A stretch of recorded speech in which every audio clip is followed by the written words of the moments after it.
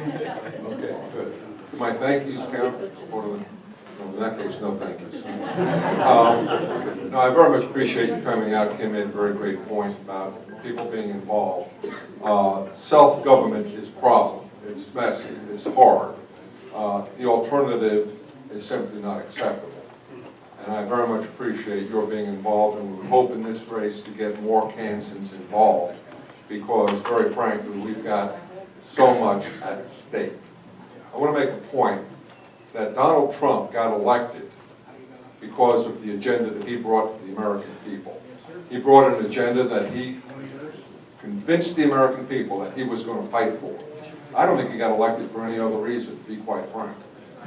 But I do believe the American people saw his agenda of increased American security and restoring American prosperity, and they decided they wanted that, especially after the 8 years that we had just gone through, where American security was declining rapidly around the world and at home, and our economy was in the doldrums or worse. I'm running to keep Congress Republican and to help make it a partner on behalf of the American people for this president, so that we can achieve as rapidly as possible that agenda, so that we can restore American security, and that we can again have American prosperity the way we should have, by getting government to do what it should do and stop doing what it shouldn't do. I would appreciate your support in that, and as we go forward, I'll make more information available concerning myself. I have been in the Army, as has been mentioned, joined as a private, retired as a lieutenant colonel, spent my time in infantry and special forces, served around the world, including 3 years in the Pentagon and at the Command and General Staff College. And yes, I was a farmer briefly, and it did convince me to join the Army. Thank you very much. Well, American security and the protection and advancement of American interests is always the first consideration. And that is why Congress recognized that the President must have the capability to act quickly, but not necessarily get us deeply involved, and why they passed the War Powers Act in 1973. I believe that the President's action in this case was well within the War Powers Act, and we may dispute whether or not the War Powers Act was a good idea, but that is the law, and it was passed by Congress over a President's veto. So it was obviously the will of the Congress that we would operate in that way. I believe that Assad's use of chemical weapons, this was not the first time he had done it. It was not the first time that he had been warned not to do it, or there would be consequences. He was in violation of international law. And I think that the fact that President Trump did struck decisively and well, with great accuracy, on those parts of Assad's military that were involved in that chemical attack. And he did it with our allies, with the French and with the British as well. I think that sent a message, and I would hope that message would be understood, that such violations of international law cannot be tolerated, and that we and the other civilized countries will not permit that to happen. I think it was well within American law, and it was certainly what we needed in order to have international law be upheld. I think it was one of those things. There's nothing in the application of military force that's pretty or nice, but it needs to be quick, decisive, and legal, and I think this was. Thank you. Thank you. Thank you. This next question will start with Doug Mays. Oh, I'm sorry. I'm sorry, Steve. You're going to keep me honest. He did it every day at the Capitol. We try. I know it's hard. We're all in gray. 5 shades of gray.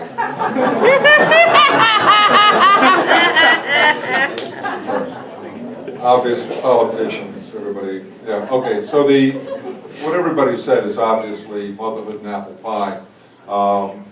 Those of us who have been in the legislature had the opportunity to vote for measures that did just this at the state level as far as TANF is concerned, put in work requirements, put in requirements that would limit the amount that they could get and so forth, and lead people off of welfare and onto work.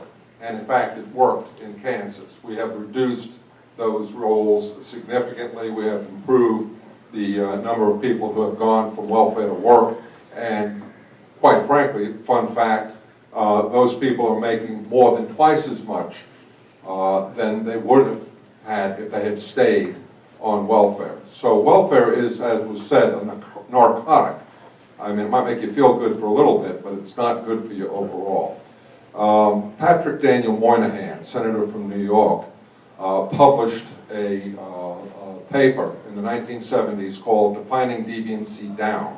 He is a Democrat, a very progressive socialist almost type, but he was very bright, PhD, and he projected that if out of wedlock births continued, it would be continuing decline.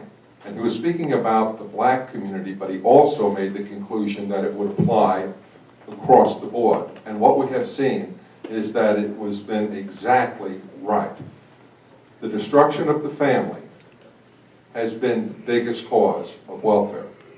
And what has been said here, I endorse. We have to regain our morals, our culture. We have to have those values that made the country great and made our families great.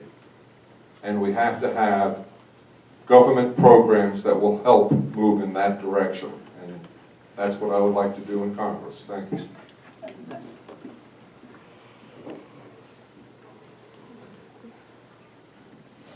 I suppose I'm a political insider. I suppose we all are, some more than others. Those who have served in previous positions in school boards, I served on a school board, and served in the House of Representatives or served elsewise, I don't think that is lost. Otherwise, we'd have nobody serving. A woman told her husband she was sick of these politicians. He got tired of hearing it and said, "Why don't you run for office?" She said, "I will." She went down to the print shop in the mall, had a bunch of flyers made up, walked out to the hallway in the mall, and the first guy going past, she handed him a flyer, and he looked at it and he says, "I'm sick of politicians."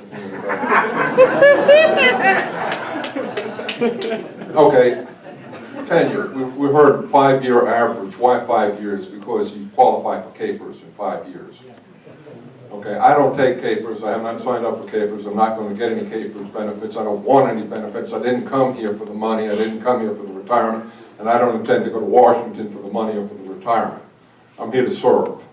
That makes me an insider, fine. But I've been a pain in the butt to a lot of people who really are insiders. Okay? Yeah, we need to have term limits. And the best term limits we have is when people tell you that they are only going to serve for so long, and that's as long as they serve. And the voters have to hold them to it. I had signed a pledge that I will not run more than 3 terms. I've signed the pledge. And oh, by the way, if you really want term limits, elect older candidates.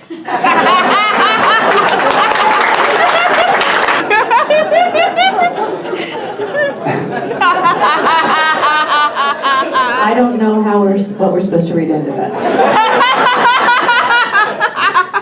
Wise words, thank you, sir.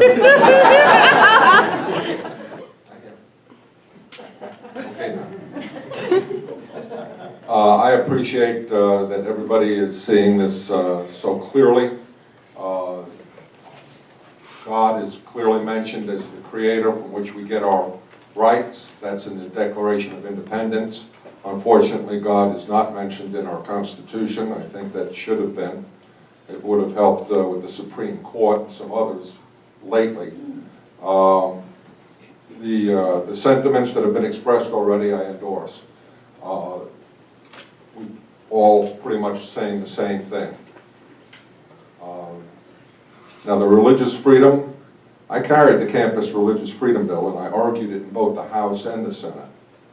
And it passed, and it was necessary to protect organizations, religious organizations on campus. We can get into details after if you're interested. But it was very contentious, and I was opposed significantly by that. The faith-based adoption agency bill that just passed last month just made it through pretty well. I fought hard for that. I took a lot of flack for that. I've been taking heat for standing up for religious liberty for years. I think I am the one who is getting most of the flack over religious liberty. And where you get most of the flack is when you're over the target. And I believe that what's been said here tonight by the other candidates is exactly right. We are slipping away from our Judeo-Christian values, and we are seeing the problems that come from that. And to say that, as was mentioned by the previous candidate, is something that is not tolerated by many in the media and many in our other party. Remember that other party. They booed God at their convention. That's what we're up against, folks. Thank you. The biggest problem that we have with our immigration is that we failed to enforce the law. If we had enforced the law consistently, we probably would not be anywhere near the problem that we're in right now. But we are. The DACA, the deferred action against early arrivals, early childhood arrivals. We've got a problem here that the American people, being as kind and generous as we are, we look at a situation where children were brought into this country by their parents, and now they've gained maturity, and what's to be done?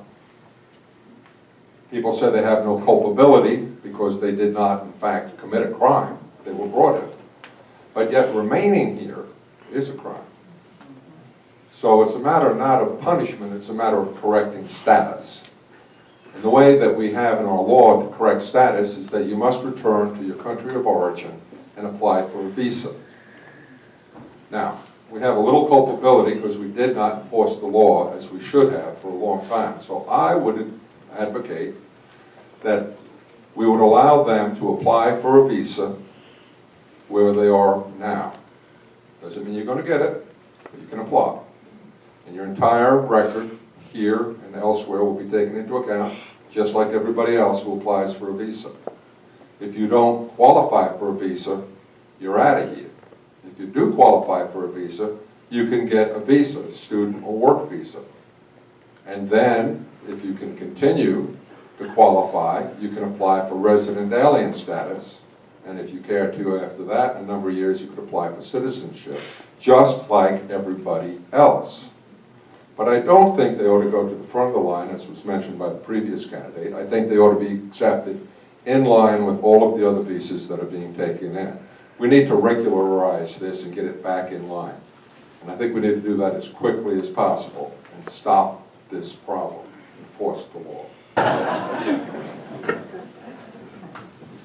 I'll tell you one thing, I'm going to be in favor of the Republican candidate. There's no question in my mind, that's for sure. You've got a lot sought out. Which Republican candidate? Electability has been mentioned. People talking about having to deal with big egos. If you don't have a big ego, don't get into politics. By the way, Steve, you're in politics. And I think you qualify. My wife and I came here to raise our 5 children. We have 19 grandchildren. We're very heavily invested in the future. Very heavily invested in the future of this country. I know what it's like to put a kid through college. I know what it's like to be retired. I know what it's like to live on a fixed income. I know what it's like to get to the American dream, because I didn't start out with a whole lot. And I don't say that I've got a whole lot now, but I've got what I need. And my kids are in good shape, and my grandkids are in pretty good shape. And I'm concerned that that opportunity is not going to be there.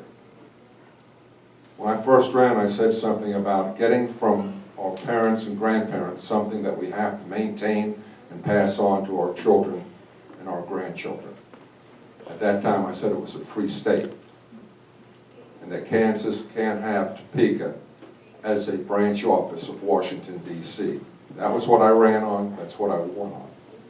And I don't think Washington ought to go beyond its britches and get involved with the states have the right and the responsibility to do things. And I don't think Washington ought to be involved in personal decisions where people's individual freedoms have to be maintained. I will stand up for freedom. I've done it. I've got a Purple Heart for doing it. I've got another bunch of other stuff as well. I take the second seat to nobody as far as what I'll do for our country. But serving in office is something that I think anybody who stands up and offers themselves as a candidate needs to be congratulated. And that's in either party, but I do prefer the Republicans. Thank you.